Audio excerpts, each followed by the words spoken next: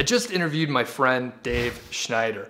He recently sold his company Ninja Outreach, which was a software as a service, and you may have heard of it, and I've talked about it a couple times. It's influencer outreach software, and it's out there with its new owners. But the cool thing is, back in the day, like 4 years ago or so, Dave and I were in a mastermind group, and we sort of came up around the same time, and he went to work on Ninja Outreach, and I kept working on Amazon affiliate sites and Niche Site Project and that sort of thing. Well, fast forward, Dave sold his company, and that's what we're talking about in the interview today. We go back to Dave's roots as a travel blogger. We hear about how Dave and his wife started their corporate careers and realized that they wanted something a little bit more, and they started traveling. They actually started a travel blog, and that was how Dave got started online.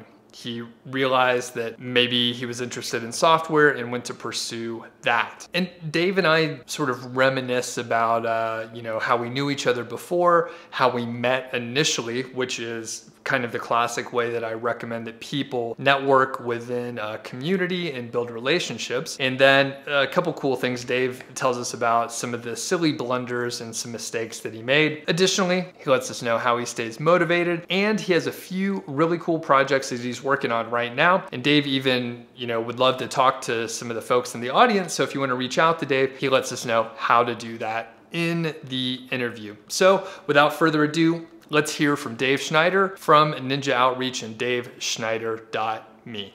Hey, what's up? Doug Cunnington here from Niche Site Project. I'm talking with my friend Dave Schneider. How are you? Doing well, Doug. How are you doing? Doing awesome. So thanks a lot for joining me today. And for the people that don't know you, can you give us a little bit of an intro, who you are and what you're working on? And then we'll kind of go into the whole backstory after that.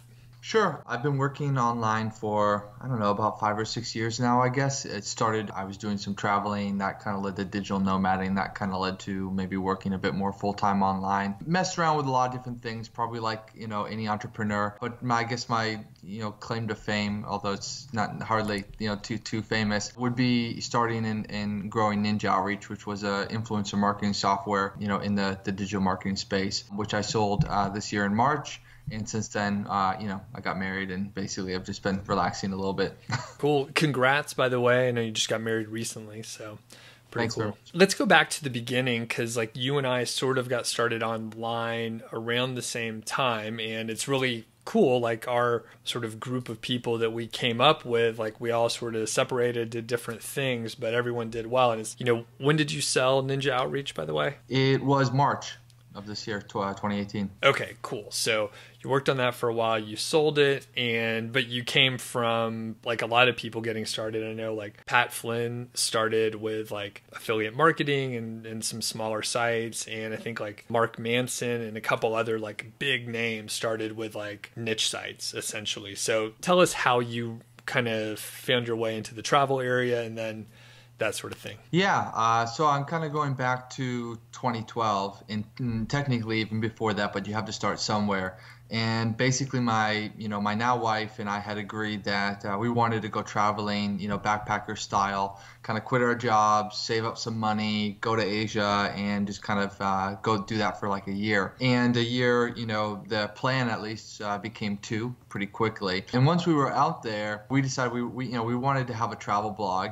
It was mainly a way to keep in touch with friends and family, but we also thought in the back of our minds that maybe we could make a little bit of money off of it. At a minimum, we could maybe review some different activities and places, and that would get discounts, and that would help us sort of prolong our travel budget. So little did I know that there was a whole world, probably still is, of link selling, which is when you basically sell a link on your own website. My guess is your audience knows exactly why someone would want to do this, so I won't elaborate too much, but basically you buy links on people's website to get the SEO sort of authority, and that helps you rank higher in the organic search engines for particular terms. So we work with companies like Expedia, who wanted to rank for cheap flights to Miami, for example, and we'd have to find ways to include that in our blog post. And that was our first sort of introduction into, online marketing, so to speak, working, online, where somebody's kind of paying you and you're doing the whole thing from your laptop. And we did that for years. I mean, we did that for probably like 2 or so years, and it really became sort of a way for us to replace our previously full-time incomes,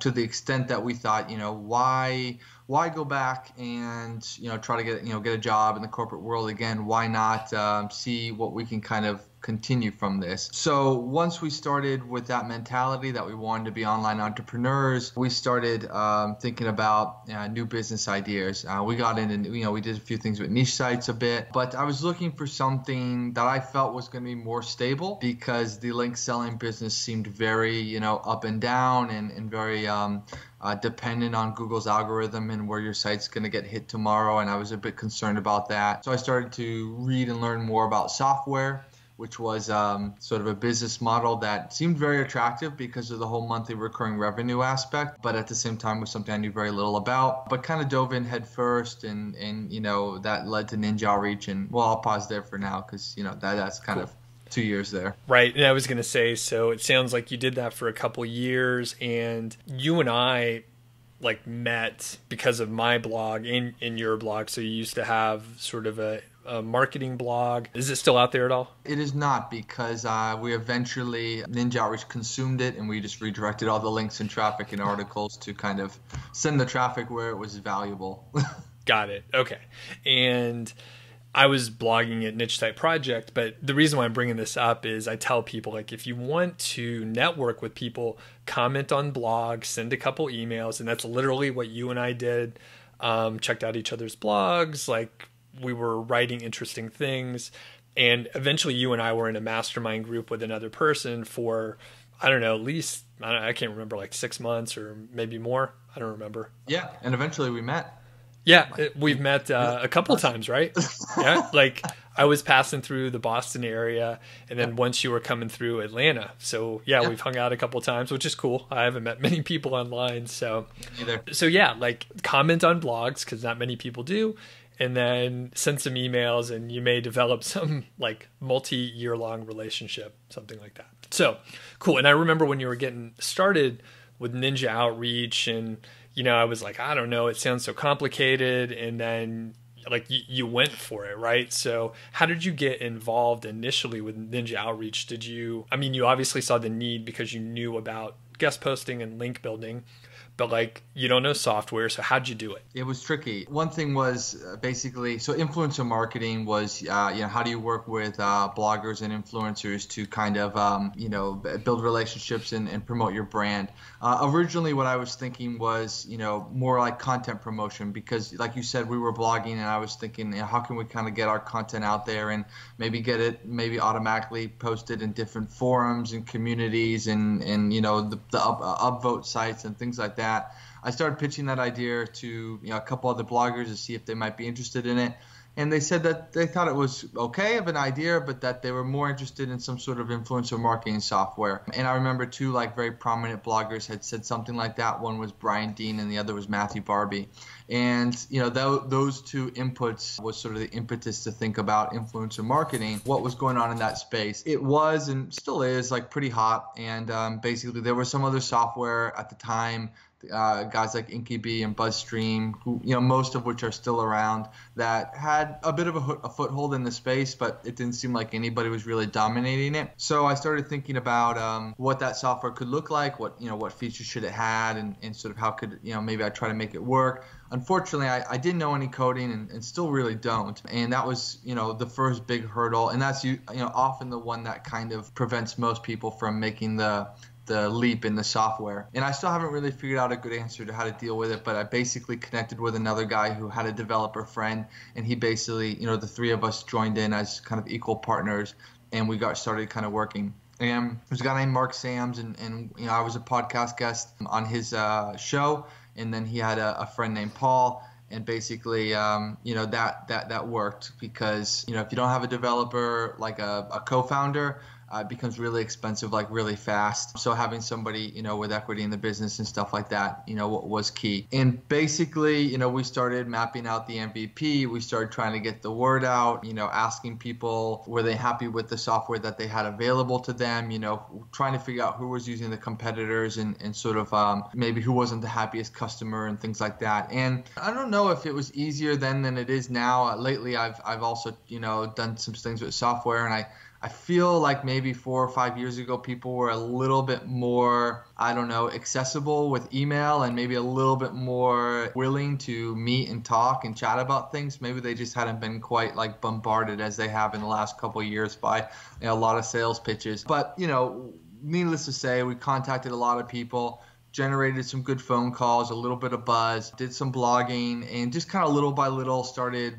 growing. Cool. With the partnership, right, especially with 3 people, how did you structure that from like a business standpoint? And did you meet those guys beforehand before you started, transacting and stuff? So officially, officially, we eventually made it like a C corporation that was in America, basically in the States, in Delaware, which is a common state to kind of make a corporation. And they're both British. I didn't have sort of easy access per se to meeting them, but we could, basically all own 1/3 of the company. But I guess sort of unofficially in terms of, like division of labor and things like that, Mark and I were marketers, and then Gerpel was the coder. His job was very clear, and Mark and I just tried to split to-dos, say, okay, you're gonna contact and talk with these people on the phone. I'm gonna contact these people on the phone.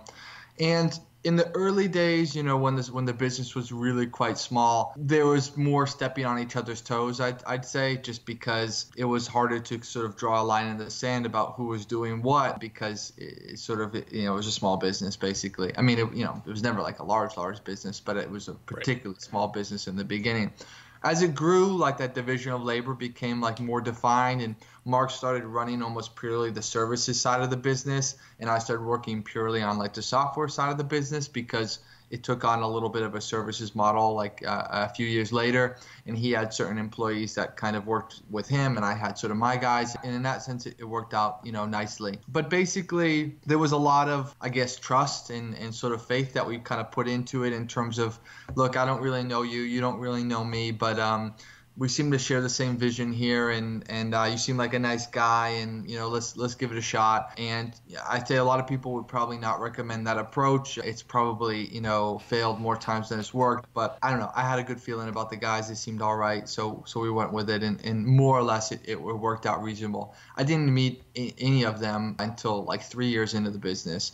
Even after like it was things were clearly going okay and things were established, I still just had never really gotten around to meeting Mark. Still never met Paul. Eventually he did leave, and to work on other things. But I did meet Mark last year or so for the first time, and then not that long after we actually ended up selling the business. But basically, so again, it's sort of like the coding thing. I'm not sure. The probably hurdle number 2 is, how do I find a co-founder, right? And it's another one of those things where I say, unfortunately, I maybe kind of lucked into it. It worked out okay. I don't know if it would be like my advice to somebody else, but sometimes you just have to go with those types of opportunities when they present themselves, right? Yeah, and that's super interesting, because I think you're right. A lot more people are reaching out these days. I get a few emails a week, some sort of a pitch. So like, it really has to be good for me to even reply back and not mark it as spam, like, to be honest with you. So if you can get like a warm introduction. And I think you demonstrated that with, you were a guest on his podcast. So like, you came in with some, experience, you demonstrated value as a guest, and then you hit it off from there. So that makes some sense. I was going to say it's interesting, right? You're right, because I don't think it's normal for people to be like, yeah, you just meet someone, you talk a couple times, and like you move forward. It's like you're getting married, you're starting a business together, and then like you hope it works out. So yeah, it's really pretty amazing. Were there certain pieces, like especially in the early days, that were like much easier or harder than you expected?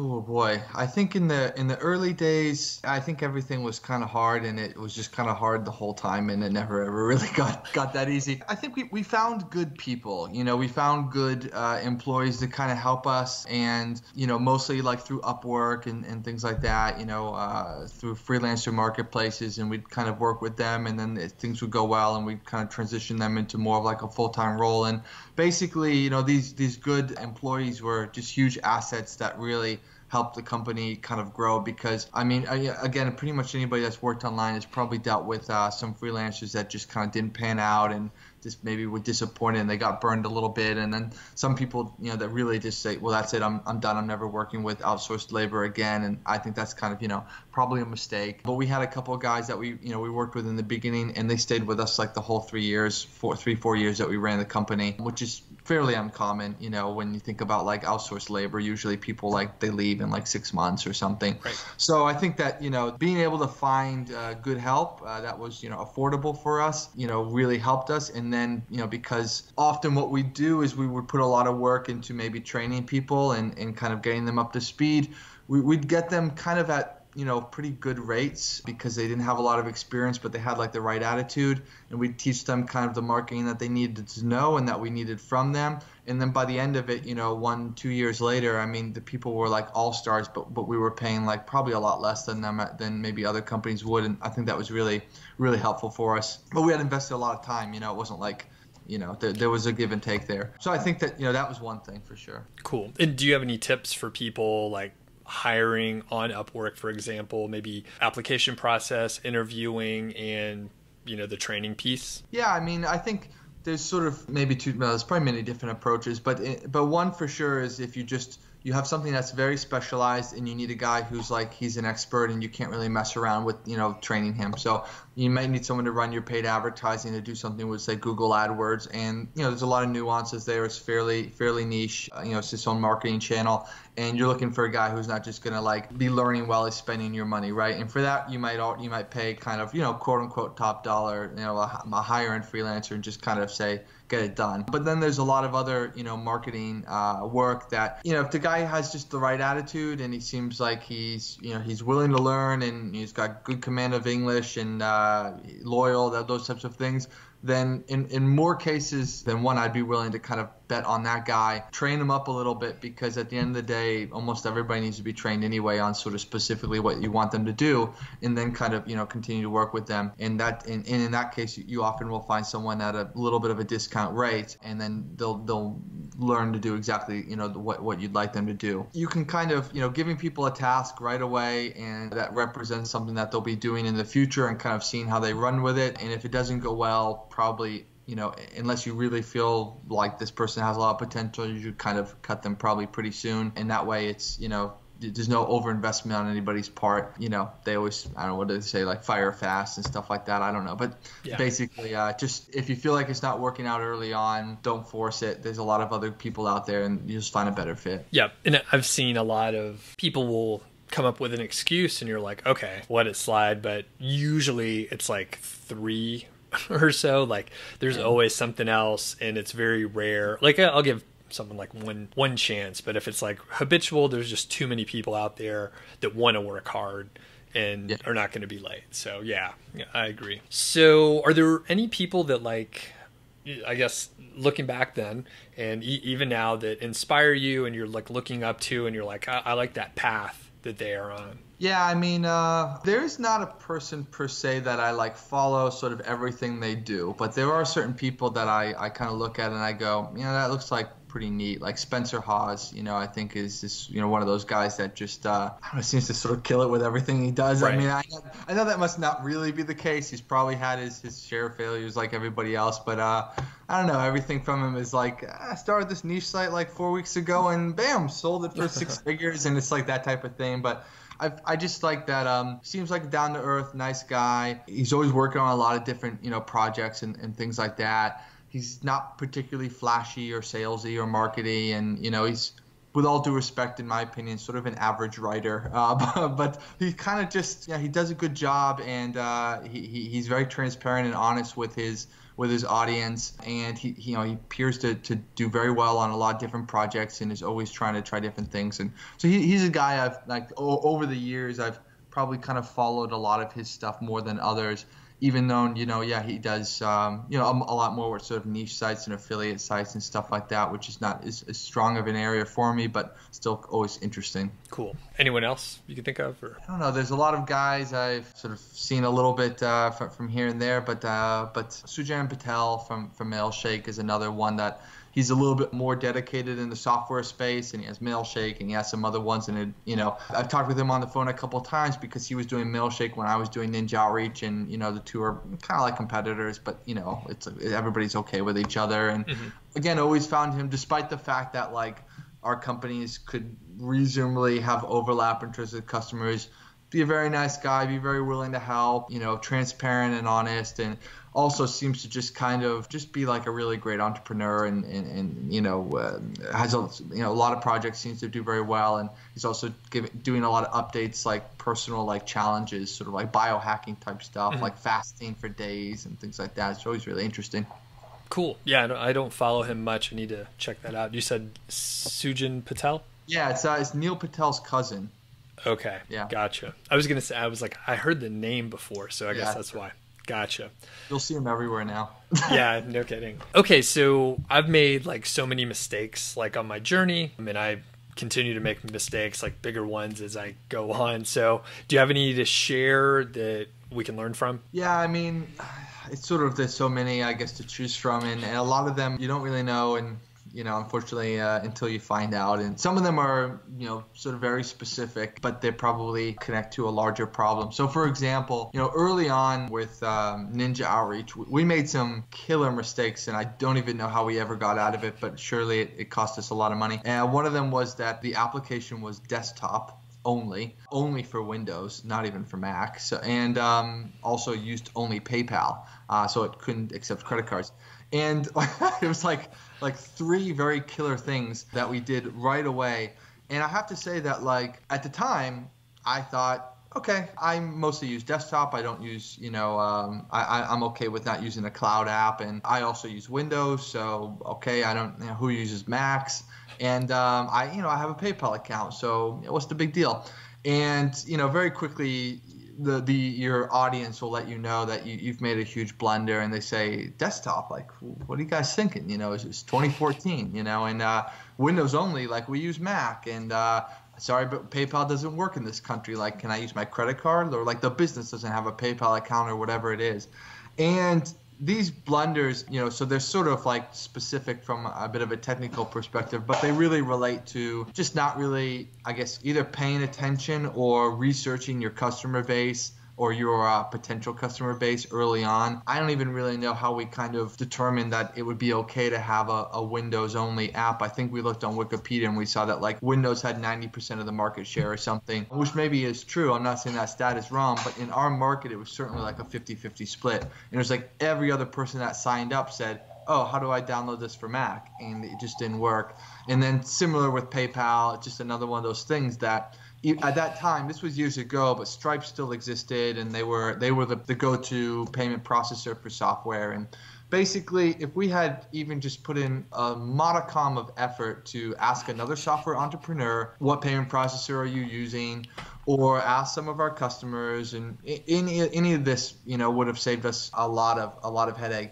And unfortunately, once you start to commit to these certain things, the act of kind of undoing it or reversing it is it's really hard. In fact, even years later, we sort of offered both PayPal and Stripe because we already had PayPal integrated, so why not? And then we added Stripe. And while that might seem like a fine solution to kind of offer both, it always made the analytics really difficult because people were they were stored in different back ends, and how do you track the conversions, and then you'd have tools like Baremetrics that would only integrate with Stripe and not PayPal, so they'd only be capturing like a percentage of the customer base, and it was really unfortunate, and those types of things, I think, they represent the larger thing. Like I said, you have to kind of pay attention to your customer base, and if you don't know, ask another entrepreneur who's doing, software or niche sites or whatever it is, who's 1 to 2 years ahead of you, and be like, hey man, like, I'm sure you came across this question, like, what payment processor should you use? What did you use and why? And the answer will, it'll be very clear. Right. I totally forgot. I remember now, Dave, like, you were like, hey, you want to try the software? I'm like, I use a Mac. Like, I don't know. What are you doing? That's crazy. So, and then it was only after you guys migrated over that I was able to like test it out and whatever, like help you out then. So yeah, exactly. Damn.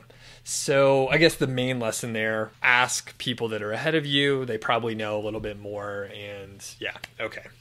Interesting. I know you signed like an NDA and stuff selling the site, but can you share like just sort of like the scope or how big Ninja Outreach was when you sold it, just to give us some reference point?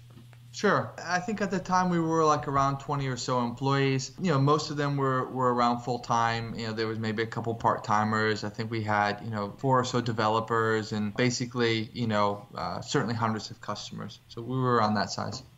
Okay, cool. And people can extrapolate or make assumptions based on that, but thanks for sharing. I totally understand.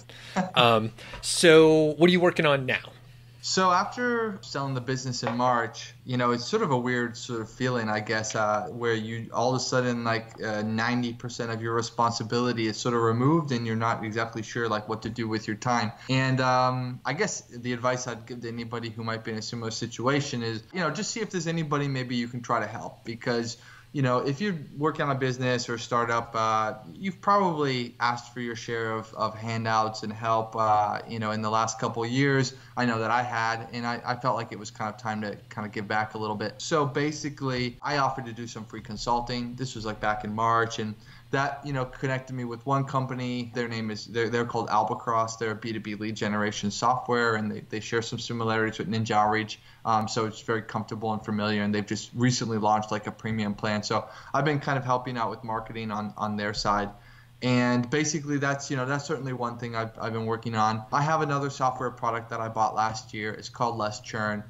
Is churn reduction, basically helps software businesses reduce user churn. That one is that's like Ninja Outreach like 4 years ago. It's almost even like Ninja Outreach like 6 years ago. Ninja Outreach didn't exist 6 years ago, so that kind of tells you what stage it's at. But basically, trying to get that one off the ground, and I'll be honest that even having built a software business before, it ain't that much easier the second time. I mean, it's still really hard. It's still hard to get users and traffic and all these different types of things. So anyway, I'm gonna kind of give it the old college try, for at least a few more months and kind of see how it goes. Ninja Outreach was a really tough start in the beginning as well. I mean, we did like a whole beta for several months. We launched it like nobody bought, and we were just, okay, like now what? So I'm used to things not taking off at like rocket speed, but so we'll see how it goes. Now, how do you stay motivated, like in the face of adversity like you're describing here? Yeah, I think that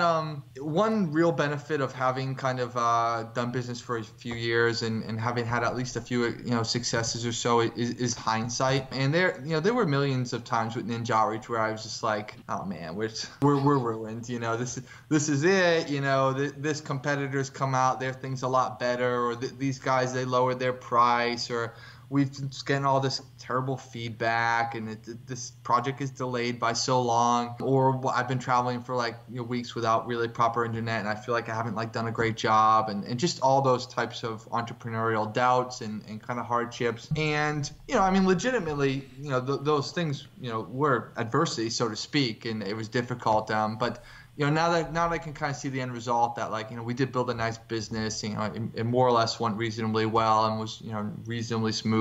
We were able to sell it, and we were happy about the exit. And I think now I can kind of look back at all those times and say, well, I wish I hadn't made all those mistakes with PayPal and desktop, and that I had the internet for 3 weeks maybe when I was complaining about it. But it didn't prevent us from building something great. And so now I can kind of say like, oh hey, here we are again. It's another tough time, but it's not. I know that the little bumps in the road, and that's mainly what they are not enough to completely derail you off course. So that's sort of my attitude. That kind of keeps me going, until I'm proven wrong. Nice. Yeah, and I think in a lot of ways, I heard this analogy that it was about brewing beer, so unrelated to what we're talking about, but it was about brewing beer. And a beer brewer is like a carpenter, right? Like they're going to build a chair, and little mistakes are going to be made along the way. And as long as you can correct it as you go, and it still has 4 legs and a seat, maybe a back that's a little comfortable, you're probably going to be all right. And you don't have to have everything 100% perfect to the micro measurement or whatever. So as long as there's not a catastrophic mistake, then you're probably okay. Yeah, so, I agree. So a lot of people may be thinking, Dave, you built this company. You look kind of, sort of younger. You got a full head of hair, and everything. But you were traveling during this time. So people with kids and families and maybe a full-time job, they may be thinking, oh, you had it easy. You could put in 60 hours a week, but you were traveling across the world, right, during this 4-year period. Exactly. So where'd you go? Can you tell us a little about some of that stuff, some highlights of your travels? Yeah, sure. So, basically, we were travelers before we were entrepreneurs, right? And for better or for worse, we kind of always try to manage both lives, which is difficult. Well, okay. It is difficult. I know it's travel, you're going to whatever exotic places and stuff like that. But I think anybody that knows that dichotomy of having multiple responsibilities and that feeling of maybe you're not always doing the best job in both places. It was like that with travel as well. Maybe it's not like kids, like you can't just you could kind of stop it any day if you wanted to. But regardless, it was sort of tricky in that sense. I certainly don't regret it because we got to see a lot of amazing things. We went to probably like 60 plus countries or so in the last 4 years, basically all the continents except for Antarctica. A lot of really good, highlights and experiences and stuff. And, kind of like what I mentioned before, I guess with the bumps in the road, and there were so many times I just thought like, this isn't working. Like we can't travel and work at the same time and sort of pull it off. And again, maybe had we dedicated ourselves 100% to work, Ninja Outreach would have been bigger, had more employees, bigger exit, etc. But, the sacrifice would have been not so many experiences and stuff like that. So, you can you can kind of make it work. Even with a couple travelers, which was the travel blog I mentioned earlier, we started that when we were still working like, the 9-to-5 corporate job. And I just do kind of like nights and weekends and stuff. And the site got built and eventually it became attractive to buyers for links and stuff. And, it just takes time and you have to be patient. So I think, working on both, doing both things at once is, it is possible. You just have to be comfortable with things taking time. And, travel-wise, obviously, if you are somebody who works, primarily online and how, can work remotely, I would definitely encourage you to kind of get out there. There's a lot of like community workspaces in countries all over the world. There's a lot of, entrepreneurs and expats in different communities. I was in Barcelona recently. There's a bunch of people there. There's different groups like the DC, the Dynamite Circle, which is one place meant to connect sort of entrepreneurs globally. Yeah, it's a good way to kind of change things up a bit. Awesome. Cool. Well, where can people find you, Dave? Where do you want them to check out your stuff? Sure. Well, look, if anybody's passing through Philadelphia, that's kind of where we're more or less settled now, and we're always kind of looking to meet, entrepreneurs and stuff like that. Basically, my blog that I have now, working on getting a bit more active, is daveschneider.me. My software that I mentioned is lesschurn.io. Albacross is the marketing B2B lead generation company I work at. And mainly I'm active just on email. Never been a big social media guy, so it's just dschneid2010@gmail.com. I need like I used to have david@ninjaoutreach.com, but now I don't, so I don't have like a better replacement email. Cool. So normally I would like get rid of your email address, but if someone listened to the whole thing, we'll reward them and you can reach out to Dave. That's fine. So, yeah. All right, cool. Thanks a lot, Dave. Appreciate your time. And everyone go check out daveschneider.me, and we'll put links to Dave's stuff in the description and all that stuff. So thanks. Thank you, Doug. All right, thanks a lot, Dave. I really appreciate that you took some time out to spend with me and talk to the Niche Site Project audience. And for everyone in the audience, if you want to reach out to Dave, like I said, He mentioned it in the interview. You can go to his blog. You can see what he's talking about. Sign up for his email list. Shoot him an email if you want to. By the way, if you're new around here, I'm Doug Cunnington, founder of Niche Site Project. And if you like some of the other videos around here, please consider subscribing. Thanks.